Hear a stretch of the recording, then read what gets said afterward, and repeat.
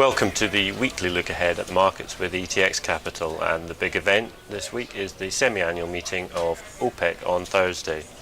Oil ministers from the Organisation of Petroleum Exporting Countries convene in Vienna with the main topic for discussion whether to extend production curbs due to expire in March of 2018.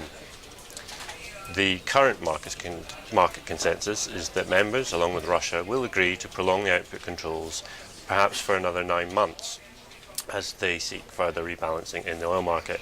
And Saudi Arabia, the largest producer, wants an extension, and oil ministers from Iran to the UAE have also voiced their support. Expectations are running very high. Crude prices jumped to 2-year highs ahead of the meeting in anticipation, and speculative net long positions are at record highs according to data from the CFDs. With the market positioned this long, it may be tough for OPEC to deliver enough to see crude futures rally an awful lot more. After rising firmly through October, futures have been trading sideways for most of November as investors exert caution about whether OPEC can do anything more to raise prices. Another factor that could keep a lid on any gains for crude is, of course, the presence of US shale. The International Energy Agency has recently trimmed its demand guidance for next year, noting that while OPEC is limiting production, non-OPEC supplies are rising as prices recover.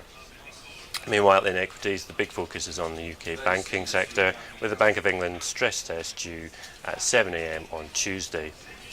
And the banks are better capitalised than before, but this year's test will be tougher, and with a bigger contraction in global GDP and higher capital hurdles present in the model.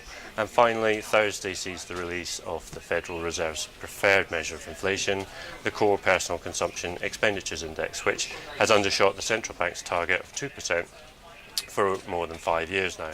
And with the latest release ahead of the Fed's December meeting and policymakers voicing some concern over the path of inflation in the latest meeting minutes, markets will be watching for any sign that the path of interest rate hikes may change.